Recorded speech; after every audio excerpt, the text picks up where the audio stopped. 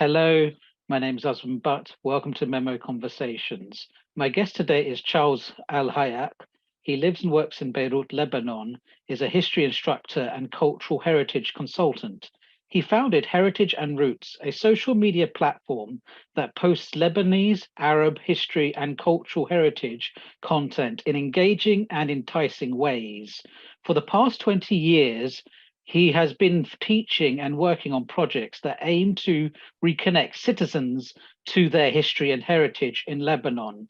Al Hayek was a resident writer at the Center for Arts and Humanities, American University Beirut, AUB, between 2020 to 2021, where he worked on writing and producing a series of short documentaries, Lebanon Centenary, 100 Years Fact and Fiction. Al Hayek is currently doing an MA in Arab and Middle Eastern History at the Center for Arab and Middle Eastern Studies, AUB. Charles, welcome to Memo Conversations. Thank you, Usman. I'm happy to be on MEMO Conversations. Yes, and it's a great pleasure for us to have you because your content is, it's interesting because when we sort of think about the uses of things like Instagram and social media, we tend to think of it being used for, aesthetic reasons. We use it for entertainment, we use it for weird videos and so on. But you're trying to engage with history, which is a subject as far removed from social media as we can find it. So could you perhaps tell us what drew you to exploring Lebanon's past and producing online content for a wider audience to explore with you? So the concept behind this would be what we call edutainment. So I said to myself after, I've been teaching since I was 19. And given that during COVID, we were trapped in our homes, I said to myself, why don't I use social media, that is one of the most engaging platforms, to actually share more insights on our history and cultural heritage? Given that Lebanon, one of the dimensions of the crisis of Lebanon is kind of ignorance, a public ignorance of what Lebanese history is and what Lebanese cultural heritage is. So I said to myself, let me give it a shot. It started out of some sort of an accident. I was biking along the coastal way next to the historical city of Byblos, and then my bike broke next to a Crusaders tower. And I said to myself, while waiting for my brother-in-law to come and pick me up, let me do a short video on the history of this tower. And also I added another layer, because tower in Arabic is Burj, and we have many cities and towns in Lebanon that are named Burj of. So I explained that and people liked it. Gradually, I started making what we call Instagram lives, and engagement was very high. And this is when I took the decision, this is the time to actually dedicate my Instagram page to Lebanese and Middle Eastern and Arab history. I believe there's a lack of proper cultural content on social media, especially in the Middle East and MENA region. So I'm trying on a very modest scale to put forward content that might help students study, people get inspired, and people understand and engage with their history. So could you actually quickly explain, since you mentioned that there's only places called Burj, what is it with Lebanon's fascination with using the word tower and everything? Well, this goes back to the Mamluk period. When the Mamluks defeated the Crusaders, the last Crusaders retreated to Cyprus. But they engage often in maritime expeditions, attacking the coastal areas of Lebanon. So the Mamluks devised a defensive system. They constructed towers along the coast, watchtowers, so they can easily relay the news on the coast of a Crusader maritime invasion. In some areas, whole towns grew around the towers. The towers disappeared, but the names are survived. Well, it's really interesting what survives and what doesn't in terms of names. But this sort of leads a little bit into my next question. Could you perhaps expand further on the state of history, memory, as well as heritage in Lebanon today? As you know, Lebanon is a country that it's a historical land, but a rather young nation. We are officially 102 years old. We were born from the dismantlement of the Ottoman Empire and the mandate systems between 1918 and 1920. History was used first in the 20s to justify the creation of a nation of Lebanon. We were heavily influenced by the concept of French nationalism and how the French actually use extensively history to justify la construction nationale, the construction of a nation. But this history in Lebanon is controversial and conflictual because basically you have within this history three conflicting dynamics and three conflicting paths of history. You have the mainstream official narrative, which is very politically correct. No one gets offended here. You have the narrative where Lebanon is a modern day Phoenicia, a modern day resurrection of a Phoenician, more Mediterranean, more European. And you have the undertone message that this is a Christian country and other non-Christian Lebanese are not as Lebanese as the Christian Lebanese. And you have the third narrative, which is the Arab narrative. Lebanon is an Arab country. Everyone here is Arab. He is more connected to the Middle East. Lebanon was historically part of some sort of Syria, even if neither Lebanon or Syria existed as modern day countries before the 20th century. So the three conflict in every sense in how Lebanese conceive who they are. And sometimes the debates are really heated. You add to that the collective memories. As you know, collective memory and history are sometimes can easily be opponents. History is supposed to be rational, scientific. Collective memory is more emotional. You choose what to remember or what to forget. And given that Lebanon has had a very violent recent past, especially the civil war, the collective memories of the different factions are conflictual. And they are still heavily present in the political discourse, and they influence political choice and political affiliation. Three, cultural heritage in Lebanon, well, as any country that has experienced long period of conflict, is in a horrible condition in terms of preservation. It is a cultural heritage that is endangered by lack of funds, endangered by pillaging, and endangered sometimes by the creation of fake heritage because of this disconnection that happened during the war of what is Lebanese cultural heritage in terms of music, dance, architecture, culinary heritage. People, because it's not their fault, because there was no proper assessment and preservation of Lebanese tangible and intangible heritage, tend to create what seems to be heritage, but is not Lebanese heritage, especially now in the period, in the post-conflict period. It's interesting, as you're saying that, to construct a non-offensive history, and one of the first things you said. But I suppose my question is, because in that in of itself would be a kind of achievement in a way. But I'm wondering then, so who's actually deciding what this history is? Well, you have, let's say, you had three big periods of coining and writing Lebanese history. The first was under French mandate. They were mainly French missionaries or Lebanese elite francophone from Beirut and Mount Lebanon who articulated Lebanese history to justify the creation of the modern state of Lebanon. And especially if you're familiar with our recent history, in the 19th century, Mount Lebanon was a semi-autonomous Ottoman province, but it was only the mountain. One of the main demands of the early Lebanese nationalists was to expand this mountain and to add Beirut, that is now the north, the south, and the Bekaa, the rich agricultural plains.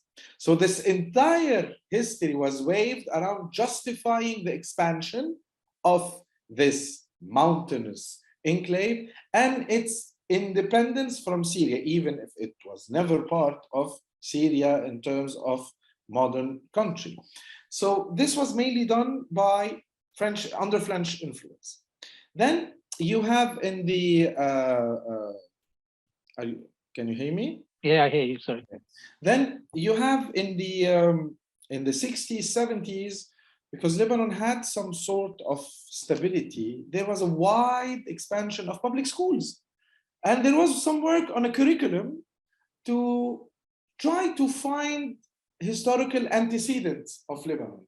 This is when the figure of Fakhruddin as the founding father of Lebanon becomes very important, especially under President Fuad Shahab, 1958, 1964, who was trying to echo himself as a new Fakhruddin. Fakhruddin is a key element, key figure in Lebanese history, especially in art in this period. There was a lot of theater play inspired by history. I think it's very intelligent because this was some sort of early public history to educate a wider public on their history. And then you have the period in the 80s and post-80s, especially by the big names of AUB, like Professor Kamal, the late Professor Kamal Sadibe, or the late Professor Abdurrahim Al Hussein, or Marwan Buhiri, who questioned this narrative and went back to studying the sources and the elements of this narrative and proved that much of this narrative was fiction and not factual history. Problem is, Usman, that up until today, the official curriculum in Lebanon is unified, even though there are these narratives that we have different historical books. No, we have one history book, one official history content in all schools, but the methods of teaching it and the perspectives are completely different. The method is rather archaic. Its students are invited to memorize historical data, mainly political context, nothing social, nothing cultural heritage, nothing economic, and to go to the national examination and answer in quasi-robotic. And the different perspectives, and this is where you have this dangerous interpretations sometimes, that dangerous in terms of what everyone is free to have his own perspective on history, but dangerous when they generate some sort of violence and generate violent tensions between the communities who think that they are in conflict for cultural, historical, and religious reasons. So you've mentioned Fakhruddin. I'm wondering for our audience, if you could sort of explain why he's important. Fakhruddin, we're talking about the Middle East under Ottoman rule, late 16th century, early 17th century. He's a provincial leader. He's a Lebanese provincial leader, an emir, who in the context of the Ottoman system of administration of rural areas becomes what we call the multazim. He who takes in charge three things: collecting taxes, administering justice, and making sure there are no insecurities. But this emir expands actually from his base in Mount Lebanon to control most of what is rural Syria, Lebanon, and Palestine, and becomes wealthy and influential and powerful because he was trading silk with the Tuscans. And in times of the price revolution, when the Ottoman Empire was experiencing severe inflation, his province was actually attracting gold instead of sending gold away from the empire. The Ottomans considered him to be a threat, tried twice to first contain him and second destroyed and killed him. In the Lebanese narrative, he is considered as the founding father of Lebanon. Historically, this is wrong for a simple reason. He never conceived of himself as a Lebanese prince. But the social dynamics under his rule between the two key historical communities of what is modern Lebanon, the Maronites and the Druze, took another dimension. They worked together to ensure this tradition of self-rule. And this idea would later develop in the late 19th century into Lebanese nationalism. So symbolically, yes, we might consider him as the founding father of Lebanon, But historically, he's not. He's a very important provincial leader who gave the Ottomans a hard time.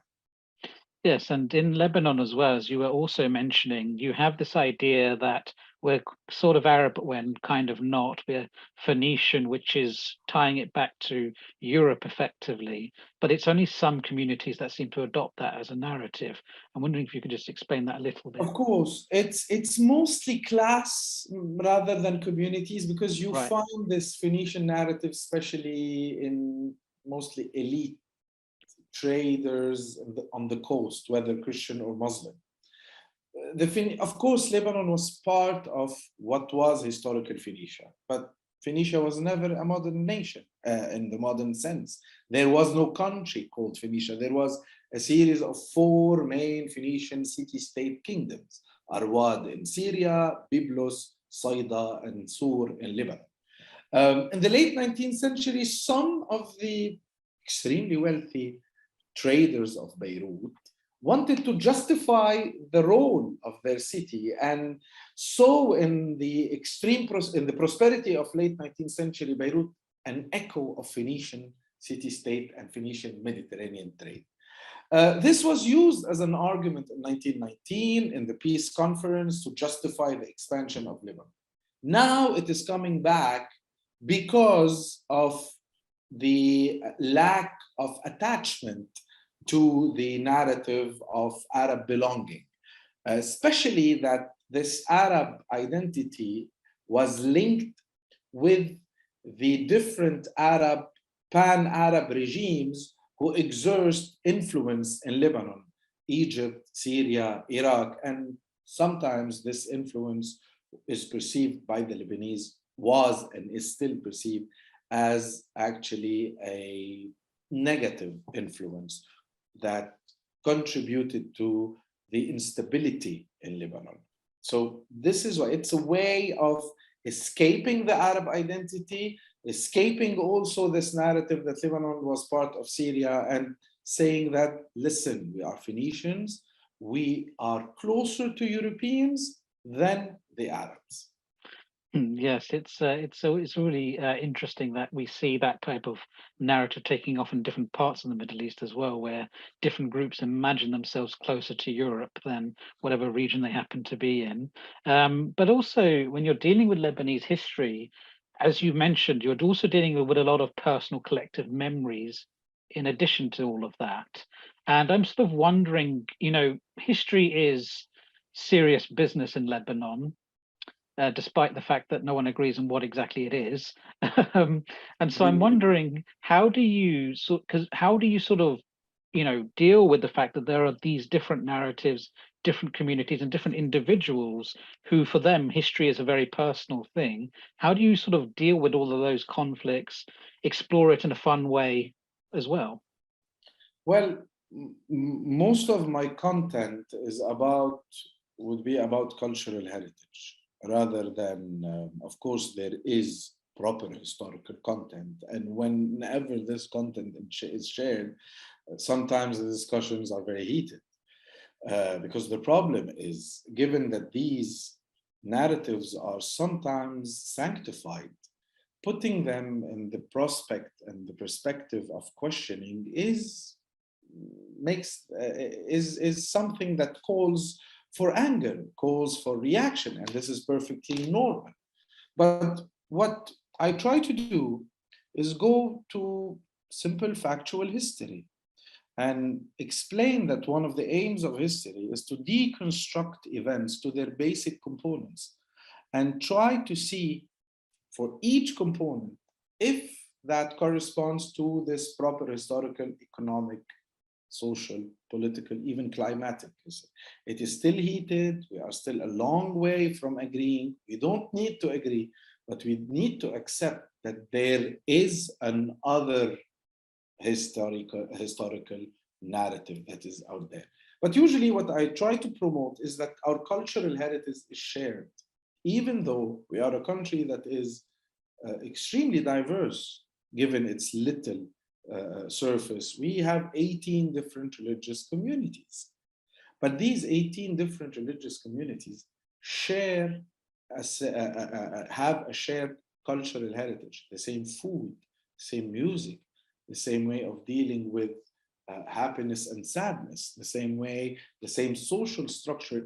So let's put forward this shared cultural heritage, try to preserve it, and discuss the different narratives that we have on history without transforming them into sources of tension and violence, and without using them as factors of polarization in an extremely polarized political situation.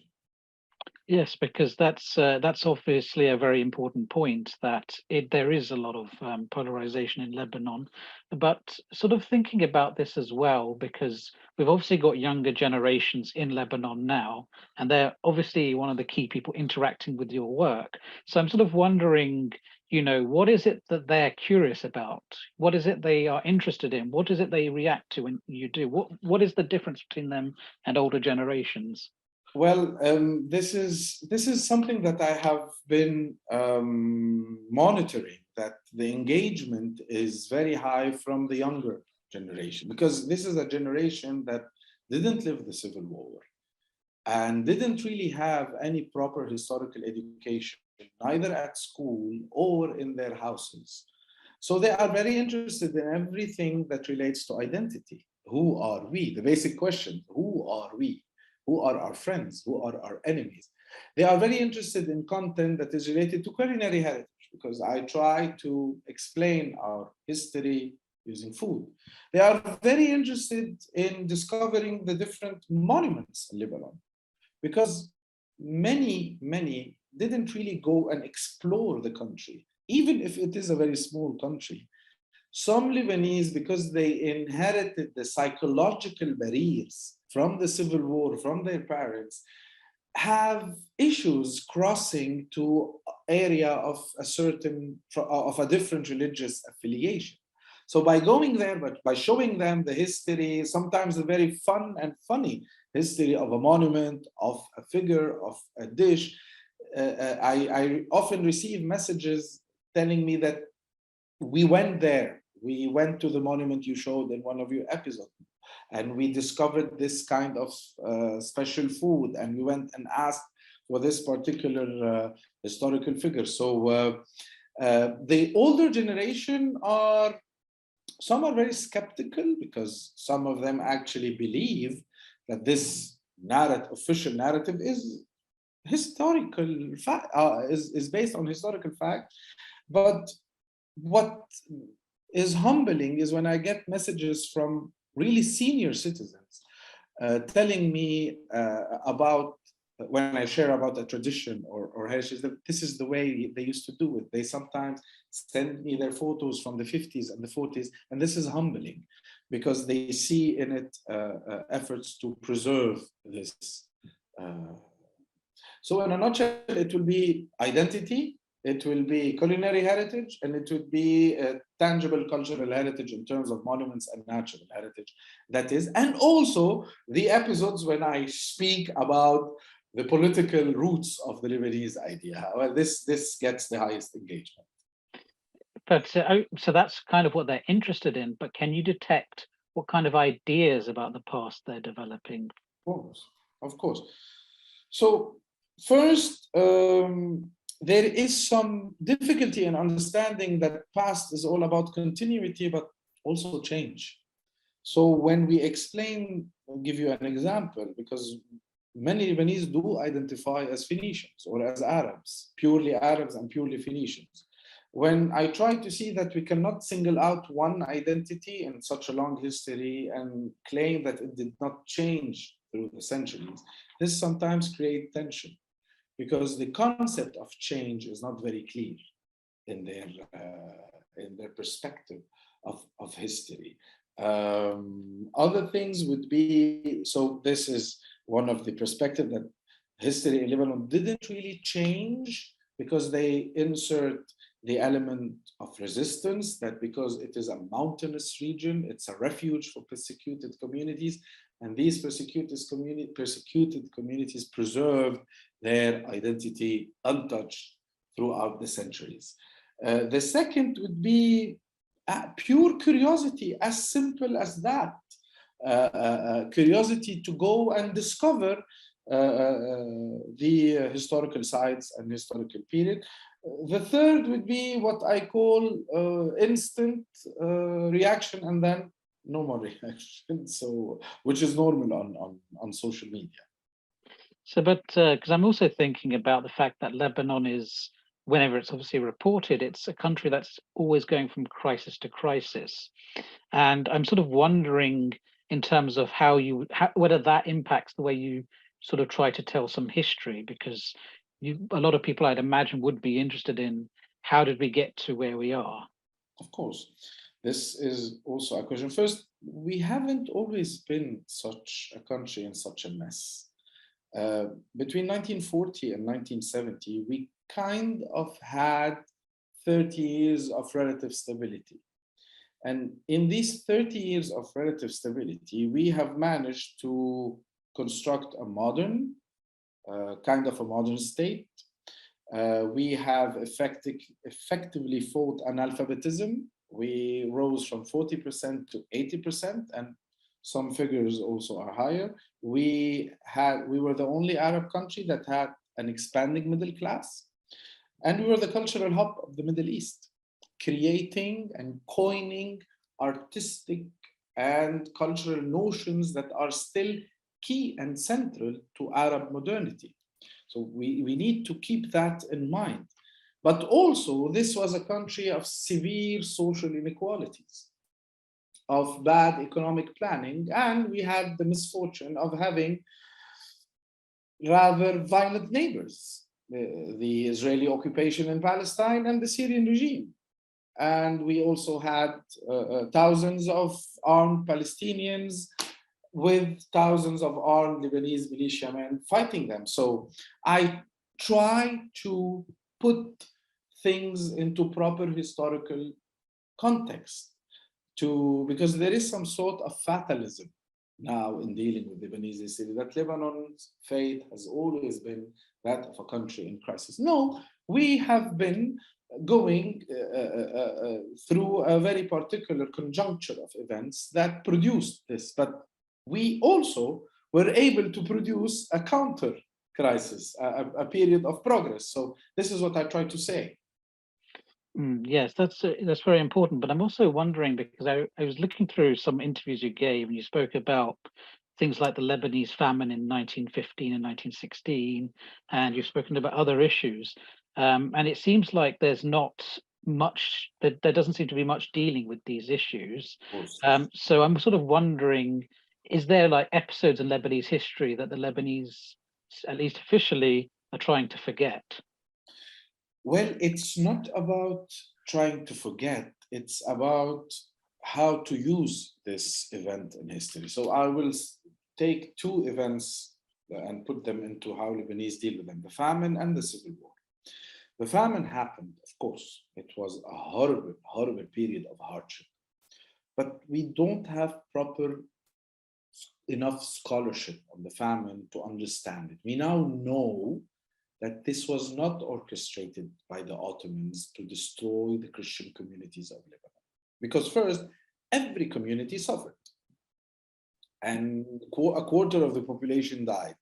There was a conjuncture of Ottoman irresponsibility, French and British maritime blockade, local hoarding, and bad crops for 9 years before the famine. But in the 1920s, the emerging Lebanese historiography needed the quintessential enemy of the Lebanese to justify the creation of Lebanon and to put the Lebanese in the perspective of a long national fight for freedom.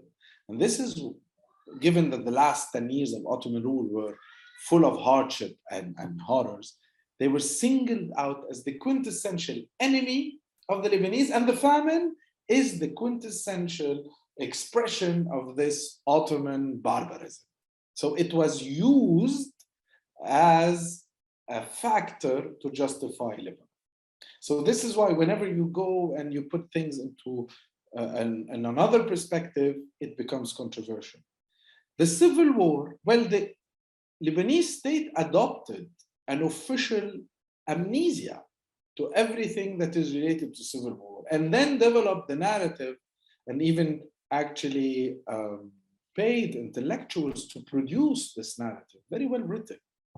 This is the war of others on the Lebanese soil, as if the Lebanese have no responsibility in the civil war. So by pushing forward this narrative, you are actually de-rationalizing the history of the civil war, and you are pushing it into oblivion. Nothing happened. We are not to blame. The only ones to blame are the strangers, and let's go back to business as usual. Yes, yes. And so from looking at all the different histories that you've researched, has there been anything that sort of surprised you in an interesting way, something you didn't know and you thought, wow? Well, recently, speaking about Fakhruddin, I'm recently researching about, there is a prince in the 15th century, a local prince, who wrote the first history book on Beirut, the first book dedicated to the history of Beirut. His name is Salih ibn Yahya, and he wrote Tarikh Beirut. He opens his book by describing the feast of the river in Beirut as a shared Christian and Muslim feast, celebrating St. George, who is Al-Khudr in Beirut for the Muslim communities, and with a feast, a kind of imagine an entire city that goes to a picnic next to the river that is in their territory and celebrate their city. While researching that, because me and a bunch of friends are trying to reinstate this feast in Beirut, I find that in one of the historical mosques, there was an inscription that now probably disappeared, an Ottoman Turkish inscription that is vilifying the Fakhruddin as a traitor to the Ottoman Sultanate. So he gave them such a hard time that even in poetry on the doors of a mosque in Beirut, they wanted to criticize. But sometimes what amazes me is when you go to villages such as Ihdin in the north, and you see that heritage and history are still part of the identity and they don't fake it. When they tell you the founding myth of their town in verse, they sing it, they know it.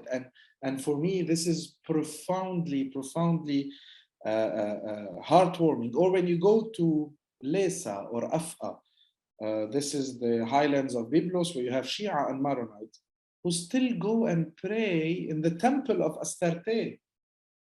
They light candles in the temple and they venerate a lady of Af'a who is equated with the Virgin, but who is actually Astarte, the Phoenician mother god, the Phoenician goddess of fecundity, who survived as the Virgin. This is for me is an amazing. Or last, when you see that in villages where you have Muslims and Christians living together, when Christians wanted their Muslim neighbors to take part in their celebration, and I don't know if you have been to Lebanon, but food is key in Lebanese society. So how do you invite your Muslim friends and neighbors and you're having meat that is not halal? The solution that was found by the Christians is to give the cattle during the feast to the Muslims, so they slaughter it halal and then give them back to the meat so they can cook it and eat it together. So these communities developed a modus vivendi that is worth re-exploring and put forward for a wider public. Do you get much help from like universities or anyone else involved in history with your work? From universities, no, because my work, I work as an independent researcher, and even though I decided to go back and be a student at 40 at the AUB, this actually gives me opportunities for research. But no, my work is independent. I do it on my own. Okay, and so last question, what is the future of history in Lebanon? That's a very good question, actually. The future of history will definitely be linked to education. We need to renovate, we need to change our historical curriculum. We need to make it more engaging. We need to put forward elements of cultural heritage. We need to make it more appealing to the younger generation. And we need to push them to develop critical thinking while studying history. For now, studying history in Lebanon is vowed to become a course that no student would choose. So either we modernize the approach, we make it more engaging, we put forward digital humanities, cultural heritage, or sadly, this would be one of the most hated courses in high schools and universities. Charles Al Hayek, thank you for talking to Memo Conversation Live. Pleasure. And to our audience, thank you for tuning in. Please tune in next week for another Memo Conversations Live.